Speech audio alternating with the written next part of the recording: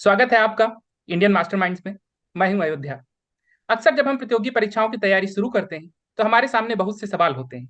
जैसे हम कौन कौन सी परीक्षाएं राष्ट्रीय और राज्य स्तर पर दे सकते हैं, हमारे पास कितने मौके होंगे, परीक्षाओं का पैटर्न क्या है, सिलेबस क्या होगा, हमारे इंटरेस्ट के हिसाब से हमारे लिए कौन सी परीक्षा सबसे बेहतर है, उनकी तैयारी कैसे शुरू करेंगे। ऐसे बहुत से सवाल हैं जिनका जवाब हम में से अधिकतर लोग नहीं जानते हैं। लेकिन इन्हीं सवालों के सभी जवाब देती हुई एक किताब है कैरियर कंपास।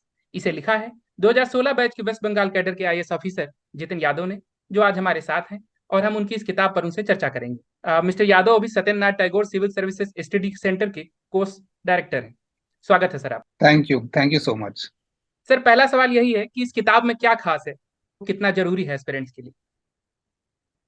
देखिए, जब भी हम प्रिपरेशन शुरू करते हैं तो जब मैं तैयारी कर रहा था, मेरे इर्द गिर्द जितने एस्पिरेंट्स थे और बाद में भी मैंने देखा कि बहुत सारे कॉम्पिटिटिव एग्जाम्स की नॉलेज नहीं होती है। और during the course of their preparation उनको पता चलता है कि कौन कौन से एग्जाम है। तो यही चीज बेसिकली सब सारे कॉम्पिटिटिव एग्जाम्स को मैंने मेजोरिटी, सारे तो नहीं बोलूंगा, बट 90 to 95% इंडिया के नेशनल लेवल और स्टेट लेवल के जितने कॉम्पिटिटिव एग्जाम्स होते हैं सबको मैंने एक जगह पे लेके आने की कोशिश की, ताकि अगर कोई कॉम्पिटिटिव एग्जाम्स की जर्नी में सफर करने का डिसाइड करता है तो उनको इन एग्जाम्स के बारे में पता चले।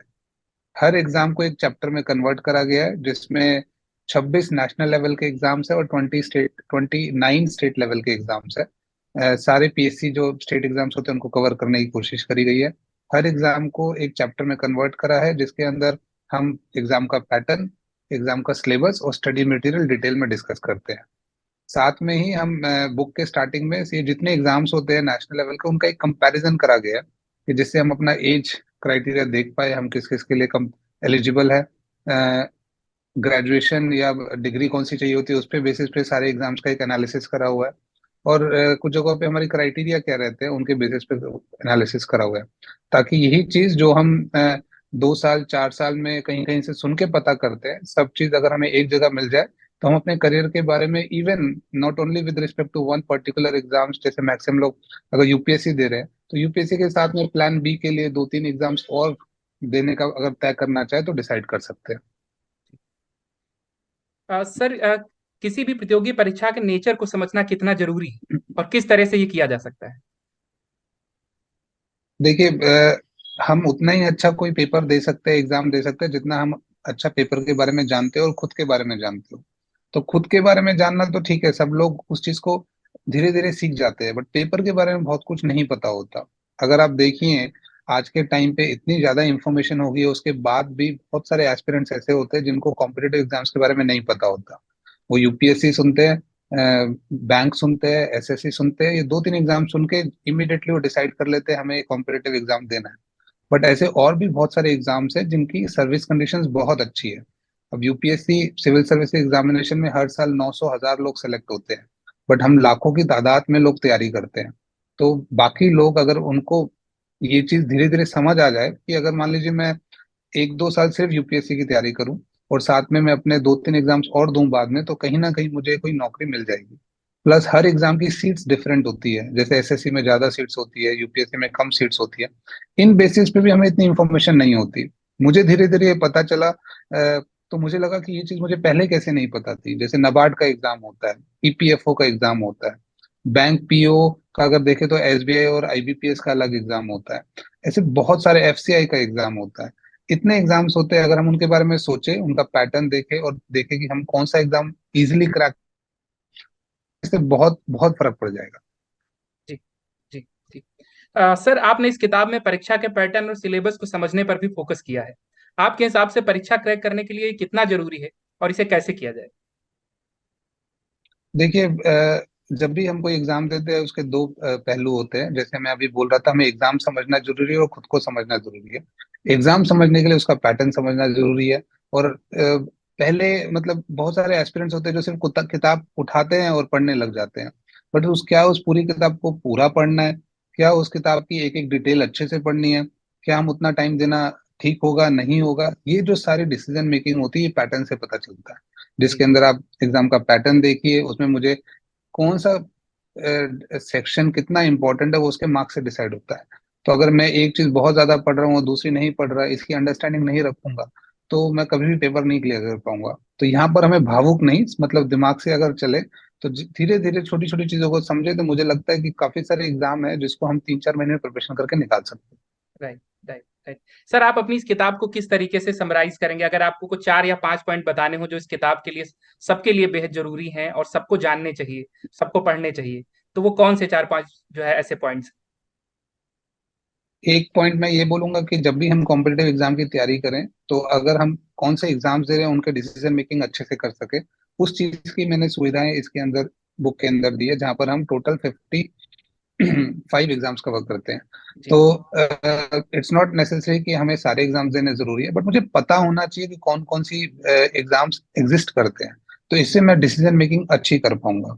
राइट, दूसरा, बहुत लोगों को ये नहीं पता होता कि सब लोग, जैसे मैं हरियाणा से हूँ, अगर मैं सोचूं मैं सिर्फ हरियाणा सिविल सर्विस दे सकता हूँ और साथ में यूपी पीसीएस नहीं दे सकता, या राजस्थान का एडमिनिस्ट्रेटिव सर्विस वाला एग्जाम नहीं दे सकता, ये बहुत लोगों को नहीं पता होता। जी, जी, बट दूसरी स्टेट्स के एग्जाम्स के लिए बहुत लोग एलिजिबल होते हैं, बट उनके क्राइटेरिया थोड़े डिफरेंट होते हैं। जैसे एक क्राइटेरिया अगर मैं समराइज करना चाहूँ, तो जैसे जो रिजर्वेशन का क्राइटेरिया होता है, तो जो उनकी स्टेट के एग्जाम देते हैं उनके लिए वो लागू होता है, बट बाहर का कोई देना चाहे तो उस पर रिजर्वेशन लागू नहीं होगा, एज ए जनरल ओनली दे सकते हैं, इवन दो चाहे वो ओबीसी एससी एसटी में बिलोंग करते हो। और ये चीज बहुतों को नहीं पता होती। ऐसे मैंने बहुत लोगों को जानता हूँ जिन्होंने हरियाणा में रह के एचपी का एग्जाम निकाला है, हिमाचल प्रदेश का, यूपी का एग्जाम निकाला है, एमपी का एग्जाम निकाला है। तो ये चीज बहुतों को नहीं पता होती कि हम और भी एग्जाम दे सकते हैं। अगर आप देखा जाए तो सिलेबस की थोड़ी बहुत दिक्कतें होती हैं, तो मैंने गूगल पे और कुछ लोगों से बात करके जो एग्जाम्स क्लियर कर चुके हैं, उनसे मतलब रिसोर्सेज पिक करे जो मोस्ट कॉमन रिसोर्सेज है। तो उस रिसोर्सेज से उनको एक अंदाजा लग सकता है कि हमें क्या क्या पढ़ना होता है और क्या क्या नहीं पढ़ना होता। प्लस सिलेबस की अगर बात करी जाए, तो ये सिलेबस बहुत सारे एग्जाम्स के हमें इधर उधर अलग अलग तरीके से मिलते हैं, उनको समराइज करके मैंने एक जगह पे इकट्ठा करा है। एट द सेम टाइम अगर आप देखेंगे, तो बुक के शुरू में कुछ ऐसे चैप्टर्स है जो एग्जाम्स का कंपैरिजन करते हैं। जैसे मान लीजिए सीट्स पे एक चैप्टर बनाया हुआ है, जिसमें सारे एग्जाम्स की, रिसेंट एग्जाम के अंदर जितनी सीट उन्होंने बोली थी वैकेंसी निकालने के लिए उन्होंने बोला है, वो सारा एक टेबल बना के प्रेजेंट करा गया है, जिससे मैं अंदाजा लगा सकता हूँ कि मुझे कौन से एग्जाम में कितनी सीट है और मुझे उस मेरे चांसेस कितने। जी। सर, इस किताब का आपको आइडिया कब आया था और आपने इसको कब लिखना शुरू किया? कितना वक्त लगा आपको? ये थॉट मैंने लास्ट ईयर मुझे आया था जब मेरी फर्स्ट बुक निकली। तो जी, उस टाइम पे मुझे लगा कि ये एक ऐसी प्रॉब्लम है जो बहुत एस्पिरेंट्स को नहीं पता होती। नंबर ऑफ एग्जाम्स के बारे में पता चलता है, पर पता चलते तो बहुत देर हो जाती है। तो इनिशियली थोड़ा सा एफर्ट लगा, कौन कौन से एग्जाम्स कवर करने हैं उस पर थोड़ी रिसर्च करी, कि हर हर एग्जाम के ऊपर रिसर्च करी गई, और उन एग्जाम्स के ऊपर एनालिसिस कैसे करना है। तो मुझे लगभग इसको 1 साल लगा बुक को लिखने में। और जनरली मैं बुक की पेस, बुक की क्वालिटी के ऊपर डिसाइड करता हूँ, जी, एक इस तरीके से नहीं सोचता कि जल्दी से खत्म कर देनी है। राइट, तो राइट। जब मुझे लगा कि ये अब बुक थोड़ी सी रेडी हो गई है, अब मैं लोगों के साथ शेयर कर सकता हूँ, उस टाइम पे मैंने पब्लिश करने का निर्णय लिया। जी, जी। सर, कितने मुश्किलें आई सर आपको सर इसको लिखने में? क्योंकि बहुत सारा इसमें रिसर्च किया है आपने, फिर इतनी सारी इंफॉर्मेशन को एक सिंप्लीफाइड वे में कंसाइज करना भी रहा होगा। तो किस तरीके से आपने इसको जो है मतलब आम लोगों के जो है पर्पज से किताब बहुत सरल रहे, कितना मुश्किल रहा आपके लिए? देखिए, लैंग्वेज मैं बहुत सिंपल रखता हूँ, मैं कभी भी लैंग्वेज डिफिकल्ट यूज नहीं करता हूँ। बिल्कुल सिंपल सी लैंग्वेज हो और जो कोई भी रीड करे समझ आ जाए, और प्लस बुक को समझने में बहुत आसानी होनी चाहिए। ये कोई हम साइंटिफिक पेपर नहीं लिख रहे जिसमें किसी को खोज करनी पड़े। एक जी, बार बुक देखे, कुछ चैप्टर को थोड़ा सा पन्ने पलटे, इमीडिएटली समझ आ जाएगा बुक में क्या है। अ, अगर मैं चैलेंजेस की बात करूं, तो यस, डेली काम के साथ ये सब करना थोड़ा मुश्किल हो जाता है। तो वहां मैंने देखा है डिसिप्लिन बहुत मैटर करता है। तो यही चीज हम जब तैयारी करते वक्त, यूपीएससी की मैं तैयारी कर रहा था, डिसिप्लिन डेडिकेशन ये बहुत मैटर करता था। जी, तो अगर आप देखें तो जो एक बुक लिखी जाती है वो डेली डेली बेसिस पे कुछ इंक्रीमेंट चेंजेस करके लिखी जाती है। तो मुझे लगा कि मैंने अगर 1 साल में आराम आराम से भी करके ये किताब लिखी है, तो कहीं ना कहीं मैं थोड़ा डिसिप्लिन था, जहाँ पर मैं डेली आधा घंटा 1 घंटा, कभी छुट्टी के दिन ज्यादा घंटा, तो नॉर्मल शेड्यूल से टाइम निकाल के इसको मैं लिखा करता था। तो यही चैलेंजेस थे। थोड़ा जी, बहुत मैं लोगों से फीडबैक भी लेता था कि चाहे वो मेरे बैचमेट्स हो, चाहे मेरे आसपास के ऑफिसर्स हो, तो जब मैं फीडबैक लेता था तो उनको भी लगता था कि इस टाइप की चीज एग्जिस्ट नहीं करती। जी, जी, जी, जी। सर, अभी आपने अपनी जो है पहली किताब की बात की, लेट्स क्रैक इट, और वो सर बेस्ट सेलिंग्स भी रही, जो है वो बेस्ट सेलिंग बुक्स में शामिल रही, जो मतलब यूपीएससी हम्म। एस्पिरेंट्स के बीच। तो उसका अनुभव अभी तक का सर आपको कैसा रहा? किस तरीके से आप उसको कहेंगे? अच्छा रहा, काफी अच्छा फीडबैक मिला। That was my first book हमेशा स्पेशल होती है। राइट। उसका जो पूरा निर्णय था कैसे क्या करना है, उसमें मेरी वाइफ ने मुझे बहुत गाइड करा था। साथ जी। में बैठ के हमने बुक लिखी थी। तो अच्छा। मुझे लगा कि अभी हम उसका सेकेंड एडिशन पे वर्क कर रहे हैं, तो लेट्स होप सेकेंड एडिशन जल्दी आए। हिंदी वर्जन पे भी हम काम कर रहे हैं, अच्छा। तो देखते हैं हिंदी वर्जन भी जल्दी आएगा। बट उसका बेसिकली पर्पस ये था कि देखिए, हम कुछ भी चीज करते हैं तो वहां पर बहुत प्रॉब्लम्स आती है। और कुछ कुछ जर्नीज ऐसी होती है जिससे हम खुद निकल चुके हैं। तो जब मैं तैयारी कर रहा था तो मुझे बहुत सारी चीजें नहीं पता होती थी एग्जाम्स के बारे में, कैसे ऑप्शनल सब्जेक्ट लेना है, रिवीजन कैसे करनी होती है, एग्जाम के बारे में सोचना कैसे होता है, टाइम मैनेजमेंट को किसको बोलते हैं, मोटिवेशन किसको बोलते हैं। तो ये छोटी छोटी चीज जो हम 3 साल में मैंने तैयारी के टाइम पे सीखी, प्लस सर्विस के बाद 7 साल में मैंने जो इतना एस्पिरेंट से इंटरेक्शन करा, सेलेक्टेड ऑफिसर से मसूरी में, बाकी जगहों में, अपने कार्डर के अंदर, सोशल मीडिया पे बात करके जो इतना एक्सपीरियंस गेन करा, उसको समराइज करके मैंने एक जगह पे मतलब इकट्ठा किया है। तो अगर मान लीजिए कोई उस बुक को पढ़ता है तो उसके, मैं अब ये नहीं बोलूंगा सारे डाउट्स क्लियर हो जाएंगे, बट एग्जाम के बारे में उसके मेजोरिटी डाउट्स क्लियर हो जाएंगे। जी। जी। जी। अभी सर आपने सेकंड वर्जन की बात की सर, कब तक उसकी आने की उम्मीद है और क्या खास रहने वाला है उसमें? ये कुछ कुछ जैसे चीजें जो मिसिंग थी फर्स्ट वर्जन में, मैं उनको ऐड करने का कोशिश कर रहा हूँ। जी। I will not go to the details. तो ओके। अभी अभी उसमें चेंजेस भी हो रहे हैं। जी। तो जैसे प्रीवियस ईयर क्वेश्चंस को हमने कवर नहीं करा था, तो प्रीवियस ईयर क्वेश्चंस का एनालिसिस कैसे करते हैं। और एक दो चीज मैंने जो ये देखी, बहुत सारी चीज हम प्रिपरेशन में देखते हैं, अगर हम जस्ट बोल के गाइड करें वो समझ नहीं आता है, तो कुछ चीजें करके भी दिखानी होती है। तो कुछ जी। ऐसी चीजें मैं वहां डालने की सोच रहा हूँ जिसमें उनको समझ आए कि ये चीज एग्जैक्टली कैसे करी जाती है, एग्जाम्पल नोट्स कैसे बनाए जाते हैं, जी। रिवीजन अगर करनी है तो कैसे रिवीजन होगी। तो वहां पर हम सोच रहे हैं कि कुछ कुछ चीजें अगर ऐड करें जहां पर एडवांटेज मिल सके। जी। जी। सर आप Satyendranath Tagore civil services study centre में कोर्स डायरेक्टर भी हैं, और जो है बहुत से बच्चे वहां तैयारी करते हैं। क्या सबसे जरूरी है आपको लगता है तैयारी करने के लिए, और कौन सी गलतियां तैयारी करने में नहीं करनी चाहिए? अगर आप कुछ एक मैसेज दे सकें यूपीएससी एस्पिरेंट्स या बाकी जो परीक्षाओं की तैयारी कर रहे हैं उनको। हम्म देखिए, जो Satyendranath Tagore civil service study centre, ये गवर्नमेंट ऑफ वेस्ट बंगाल का इनिशिएटिव है। मुझे यहाँ पर 2 साल के लगभग होने वाला है यहाँ पर, मैं जब से कोर्स डायरेक्टर हूँ। अभी जी। मेंस में हमारे 70 बच्चों ने मेंस लिखा है। तो let's hope for the best कि ये 70 बच्चे में तो से ज्यादा यूपीएससी में? बच्चे इंटरव्यू दे और ज्यादा यूपीएससी में मेंस दिया। जी। जी। तो हमारा पूरा पर्पस ये है कि अगर आप देखेंगे तो Satyendranath Tagore was the first civil servant of the country. पहले सिविल सर्वेंट थे वो। तो जी। वही हम चाहते हैं कि बंगाल में जब इतने सिविल सर्वेंट थे तो वही संख्या और ज्यादा है। जी। तो जी। ये इस इंस्टीट्यूट का पर्पस है और हम हर तरीके से गाइड करते हैं। जी। जो आपने मिस्टेक्स की बात करी, बेसिकली देखिए मिस्टेक सब करते हैं। बट आज के टाइम में जो मैं देखता हूँ, एस्पिरेंट की जो क्षमता है वो बहुत कम हो गई है। जी। हर चीज में कोई भी अगर लॉन्ग टर्म की चीज देखी जाए तो उसमें अप्स एंड डाउन जरूर आते हैं। तो बट हमें डाउन के टाइम पे डिसीजन मेकिंग करके डिसाइड करना कि हम कर नहीं पाएंगे, ये हमसे हो नहीं पाएगा, ये हम बहुत जल्दी डिसीजन मेकिंग कर लेते हैं। तो मैं यही बोलूंगा कि कभी भी मतलब अपने आप को अकेला नहीं समझना चाहिए। अगर कोई एस्पिरेंट किसी चीज से गो थ्रू कर रहा है तो उससे उनसे पहले वाले जितने एस्पिरेंट रहे हैं और जो लोग सेलेक्ट हुए हैं उनके साथ सबने उन चीज को फेस करा है। जब वो उन चैलेंजेस से उभर के निकले हैं तो उनमें भी वो कैपेबिलिटी है उभरने की। जी। तो यही है कि जो पेपर निकालते हैं वो कोई 30 मार्क का लोग नहीं होते। ये जी। छोटी छोटी चीजों को ट्रैक रखते हैं और उन्हीं चीजों को फेस करते हैं और लड़ने की कोशिश करते हैं। और एक बार आप डूब जाओ किसी चीज को करने में तो फिर मुझे लगता है कि कोई भी आपको रोक नहीं सकता। जी। जी।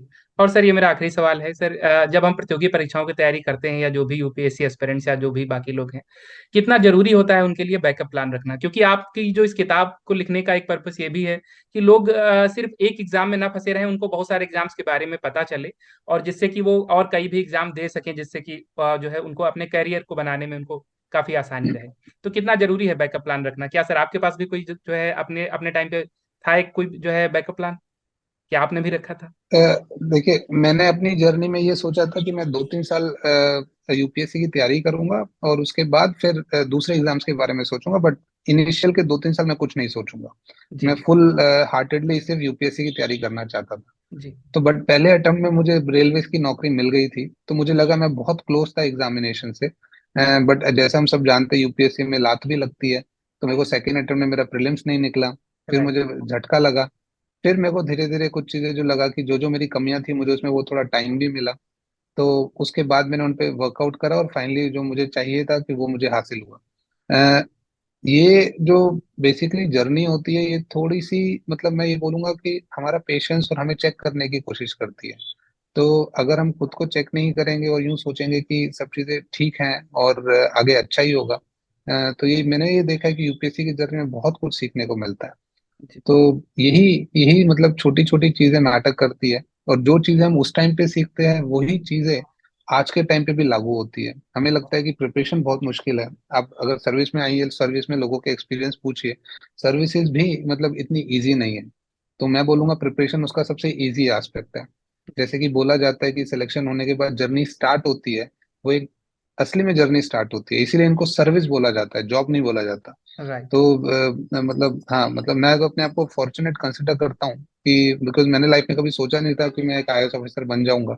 और मैं फॉरेन कंट्री में जाना चाहता था, वहां पर पढ़ाई करना चाहता था, बट समहाउ सर्कमस्टांसेस कुछ ऐसे हुए कि जहाँ पर मेरे को एग्जाम देना पड़ा और उसके बाद मेरा सिलेक्शन हो गया। तो जी। कुछ चीजें किस्मत में लिखी होती हैं तो लिखी होती है। तो जी। मैं यही बोलूंगा, अगर जो तैयारी कर रहे हैं अगर लगन से और अच्छे से करें, प्लान बी का दिमाग में जब भी रखना चाहिए, बिकॉज अगर आप प्रैक्टिकल इंसान हो। जी। तो मैंने पहले 2-3 साल के बाद सोचा हुआ था कि मैं प्लान बी के बारे में सोचूंगा, तो बट मेरा पहले पेपर निकल गया तो मुझे सोचना नहीं पड़ा। बट अगर कोई मतलब होल हार्टेडली यूपीएससी की तैयारी कर रहा है, तो 1-2 साल के बाद मुझे लगता है उनको दूसरे एग्जाम दे देने चाहिए। जी। अगर कोई 2 अटेम्प्ट देने के बाद पांचवें अटेम्प्ट तक या चौथे अटेम्प्ट तक जा रहा है विदाउट एनी अदर एग्जाम, तो मुझे लगता है वो गलत है। ये जी। कहीं ना कहीं चीजें साइकोलॉजिकली भी ड्रिवन होती है। मान जी। लीजिए 2 साल आपने एग्जाम दिया, पेपर आपका नहीं निकला, तो थर्ड ईयर में आपको खाली बैठे फुल टाइम प्रिपरेशन करके आप बहुत कुछ नहीं कर लोगे, आपको खाली टाइम मिलेगा। तो आप साथ में यूपीएससी की भी तैयारी कर सकते हो और बीच में 2-3 महीना निकाल के एग्जाम से पहले दूसरे एग्जाम्स की भी तैयारी कर सकते हो। तो ताकि जब दूसरा एग्जाम निकल जाता है तो उससे आपको कॉन्फिडेंस मिलता है। आपको एक लगता है मेरे को एक एश्योर्ड जॉब मिल हो गई है, और उसके बेसिस पे आप नेक्स्ट लेवल क्रॉस कर सकते हो। मेरे काफी स्टूडेंट्स हैं, इवन इंस्टीट्यूट्स के मेरे स्टूडेंट हैं जो यूपीएससी की तैयारी कर रहे हैं। उन्होंने 1-2 साल पेपर दिया, नहीं निकला, अब वो एसएससी क्लियर करके, West Bengal civil service clear करके ऑफिसर्स बन चुके हैं और फिर भी यूपीएससी दे रहे हैं। ऐसे भी स्टूडेंट्स रहे हैं जिन्होंने एसएससी डब्ल्यूबीसीएस निकालने के बाद यूपीएससी भी क्लियर करा है। तो ये सिग्निफाई करता है कि कहीं ना कहीं ये चीजें सिंबॉलिक है और हमें साइकोलॉजिकली बहुत हेल्प करती है। तो यहाँ राइट। पर ही प्लान बी का महत्व और इम्पोर्टेंट हो जाता है। जी। जी। जी। जी। Okay sir. Thank you so much sir, आपने इतना सारा टाइम दिया। और हम उम्मीद करते हैं कि जो है आपकी किताब लोगों के लिए बहुत ही फायदेमंद रहेगी, खासकर जो प्रतियोगी परीक्षाओं की तैयारी करते हैं, जो यूपीएससी एस्पिरेंट्स हैं या बाकी जो लोग हैं, उन सब के लिए बहुत ही जो है फायदेमंद रहेगी। Thank you so much.